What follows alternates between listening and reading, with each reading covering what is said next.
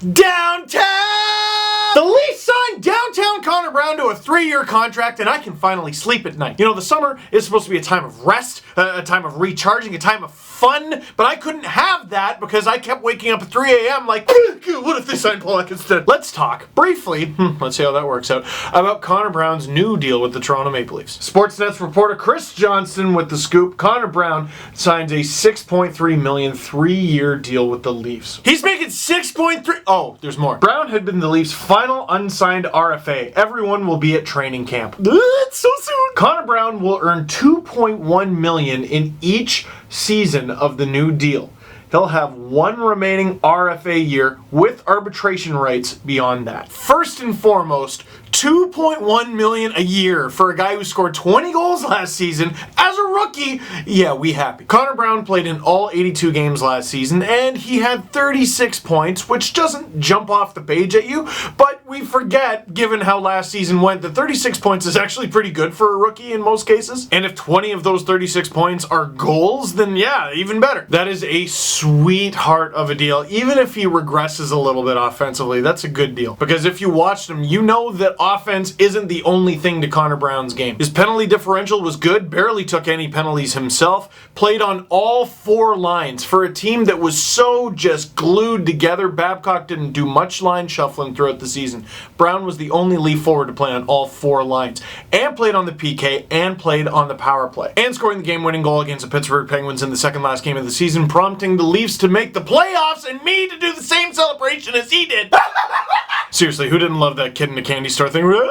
His face got so big. Now, the first thing that I saw a lot of Leaf fans say was, how the hell is Connor Brown making less than Zach Hyman? Is that true? Oh, it's all the way true. Zach Hyman signed a $2.25 million per season contract. That was for 4 years. Connor Brown, 2.1 for 3. Hyman had 10 fewer goals than Connor Brown with 10, and 8 fewer points with 28. How the heck did he come out on top in this situation? Yes, Brown played with Matthews for a fair chunk of last season, but Hyman played the entire thing with Matthews. Well, because he was a rookie this past season, we forget things about Zach Hyman. Like, for example, in June, he turned 25 years old. I know that's not very old, but Brown is only 23. Like Chris Johnston mentioned, when Brown's new contract is over, he will still be an RFA. Hyman actually had 2 of his UFA years bought, unrestricted free agency. Typically, players who are UFAs make more money. This is a fantastic deal short term for the Leafs, but long term, it's a little bit of a bet on himself from Brown. If over the next 3 seasons, Brown can prove that he is a consistent 20-ish goal guy, or 40, 45, maybe even 50-ish points guy, at the end of that deal, he's going to be making a lot more than $2.1 million per. And either the Leafs are going to have to pay up, or someone else will. And now we play a game that we play pretty much every video. Let's look at CapFriendly.com. So who are Connor Brown's comparables when we look at his production? I went on CapFriendly and I set the filter to just points, and I'm pretty stunned. Some of the players he compares to the most: Chris Kreider, Matt Calvert, Jakob Silfverberg, Evgeny Kuznetsov, Dustin Jeffrey, Jordan Caron, Sven Andrighetto, Brandon McMillan, Andrei Loktionov, Thomas Tatar, Yali Yarncroke. I'm not doing it again. Nick Palmieri, and that Peugeot guy. He's not Chris Kreider today. He is, however, Chris Kreider from 2014 to 2016. He's also Jordan Caron, so let's not go too nuts, but that's encouraging. Now, if you filter it to just points and cap hit at face value, here are his comparables. Holy cow, Radek Faksa, Andrew Shaw, Tom Wilson, Mike Hoffman, Jason Zucker, Vladislav Namestnikov, Tobias Reeder, Carl Hagelin, Marcus Foligno, Riley Sheehan, hopefully not, Sven Berchi, Sean Couturier, Chris Kreider, Zach Cassian, Brett Ritchie, Marcus Johansson, Jaden Schwartz, Marcus Foligno. I had trouble, but I'm not going to stop in the last name. And of course, those aren't all necessarily the players that they are today, but they are players at some point throughout their career.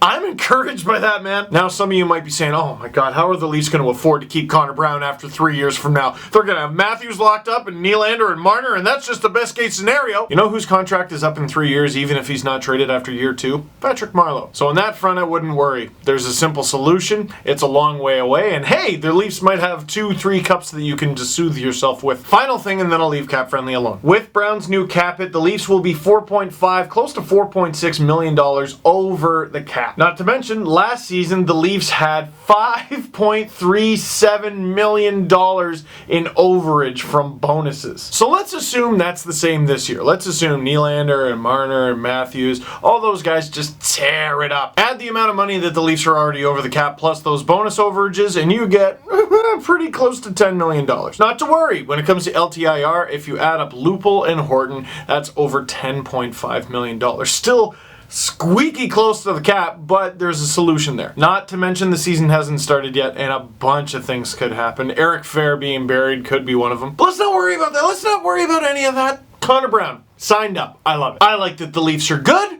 I like that Connor Brown is good, and I like that Connor Brown grew up a Leafs fan, and he's helping them be good. It's the best! Couple quick things before we finish. While the Leafs made a key re-signing in Connor Brown, the Dangle family made a key free agent acquisition. Ladies and gentlemen, let me introduce you to Charlie.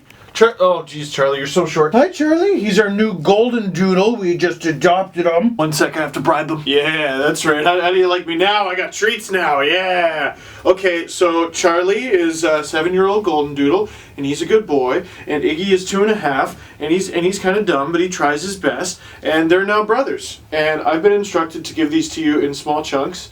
But what do you say I just give you the whole thing? Nod yes if you want it. Nod yes. Okay, good. Leave it. Charlie, take it. Oh, we gotta work on your snatching. We gotta work on it, but you're so cute. Iggy, look at this, gentle.